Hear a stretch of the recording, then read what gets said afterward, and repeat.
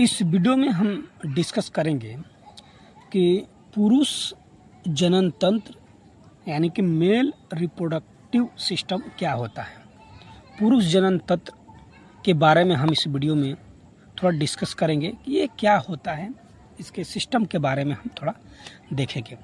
तो सबसे पहले पुरुष जनन तंत्र क्या होता है इसके बारे में देखते हैं। देखिए इसका क्या होता है, इसमें वृषण, अधिवृषण, शुक्रवाहिनी, शुक्राशय, प्रोस्टेट ग्रंथि और छिद्र इसमें शामिल रहते हैं।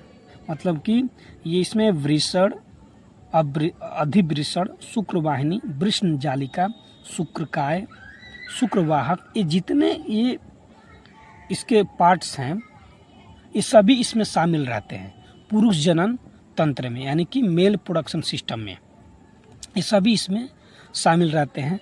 और पुरुष जनन तंत्र में ये क्या करता है, ये जो तंत्र होते हैं ये शुक्राणु का निर्माण करते हैं। ये जितने हैं ना ये सब मिलकर शुक्राणु का निर्माण करते हैं और वीर्य का उत्पादन करते हैं। जो वीर्य होता है उनका ये उत्पादन करते हैं और शुक्राणु का निर्माण करते हैं। जो जनन क्रिया में महत्वपूर्ण भूमिका, जो क्रिया होती है जनन क्रिया, उसमें जो ये वीर्य बनाते हैं, शुक्राणु का निर्माण करते हैं, उनका ये सबसे बड़ा उसमें महत्वपूर्ण भूमिका होता है।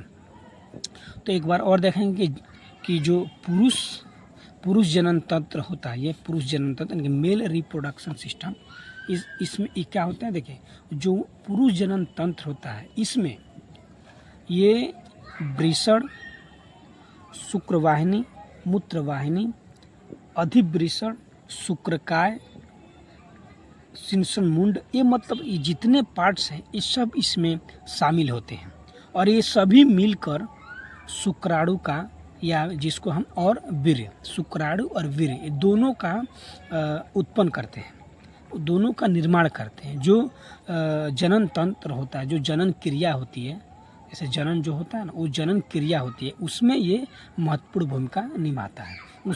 वही है जो इसको हम पुरुष जनन तंत्र यानी कि मेल रिप्रोडक्टिव सिस्टम कहते हैं। अब एक एक करके देखेंगे इसके अंगों के बारे में।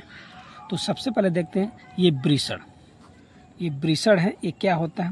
देखिए वृषण ये क्या करता है, ये जो वृषण है ये वाला है ना, ये रेड कलर का दिखाई दे रहा है, ये वृषण ये क्या करता है, ये शुक्राणु का निर्माण करता है। यहीं पर मुख्य कार्य यही है, सबसे जो ये है दिखाई दे रहा है रेड कलर का, यहीं पर जो शुक्राणु होते हैं उनका निर्माण होता है। यहीं पे शुक्राणु का निर्माण, ये वृषण इसको हम टेस्टेड बोलते हैं, इसी में शुक्राणु का निर्माण होता है। यही स्थान है जो शुक्राणु का निर्माण होता है और इसी में एक टेस्टोस्टेरोन होता है। टेस्टोस्टेरोन जो जिसका नामक एक हार्मोन्स होता है, उसको कौन सा बोलते हैं,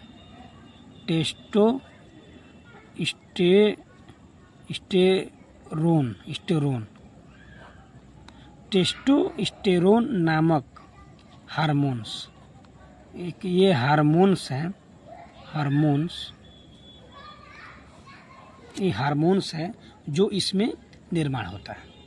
ये वृषण है, इसमें ही इसको हम वृषण बोलते हैं, इसी में शुक्राणु का निर्माण होता है और एक टेस्टो नामक एक हार्मोन्स होती है जो इसमें भी उत्पन्न होता है या उसमें बनता है। ठीक, नेक्स्ट हम देखेंगे शुक्रवाहिनी। ये आपका शुक्रवाहक ये हो गया, ये शुक्रवाहक इसको हम बोलते हैं, सॉरी ये है हमारा, ये इसको हम शुक्रवाहक बोलते हैं। ये क्या होता है, एक ये लंबी नली होती है, ये नली देख रहे हैं, ये जो नली जा रहा है ये नली को हम शुक्रवाहिनी या शुक्रवाहक इसी को हम बोलते हैं। एक लंबी नली होती है जो इसमें थोड़ा बड़ी होती है, उसको हम बोलते हैं, एक बड़ी नली होती है। ये क्या करता है, जो अधिवृषण होता है यहाँ से, है ना, ये इसको हम अधिवृषण बोलते हैं। ये शुक्रवाहक होती है, एक लंबी नली होती है जो अधिवृषण से शुक्राणु को, ये शुक्राणु इसमें जो बनते हैं, इन शुक्राणु को ये क्या करता है, शुक्रवाहिनी तक लेके जाता है। समझ गए। शुक्रवाहिनी जो नली होती है वो बहुत बड़ी लंबी होती है। ये क्या करता है, यहाँ जो शुक्राणु बनते हैं उनको इन नली के द्वारा इसको ले जाकर इसमें रख देता है। वही काम होता है शुक्रवाहिनी का। ठीक, अधिवृषण क्या है? अधिवृषण हम किसको बोलते हैं? देखिए, अधिवृषण ये है, अधिवृषण से ही ना ये शुक्रवाहिनी शुक्राणु को लेके जाता है, यह है अधिवृषण। तो अधिवृषण हम किसे कहते हैं? यह एक पतली सर्जिली नली होती है। ये जो है ना, ये पतला सा रहता है, थोड़ा पतला रहता है। वो अधिवृषण जिसको बोलते हैं, वो अधिवृषण जो है ना वो पतली सी रहती है। नली वो भी रहती है, लेकिन अधि थोड़ा पतला रहता है।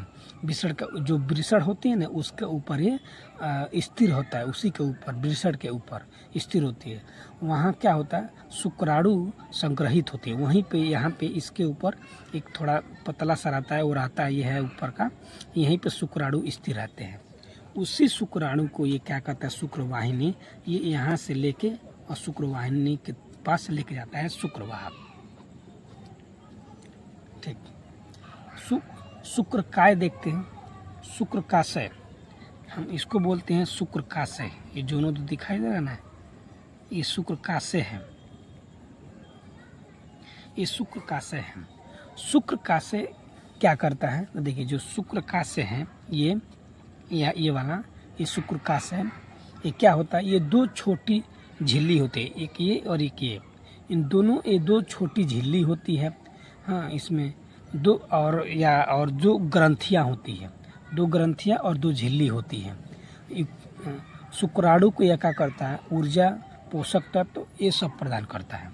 ये जो शुक्रकाशय है, ये शुक्राणु को, एक पतली सी ग्रंथि होती है, इसके द्वारा हम शुक्राणु को पोषक जो तत्व होते हैं उनको देने का कार्य इसी के द्वारा होता है, शुक्रकाशय के द्वारा।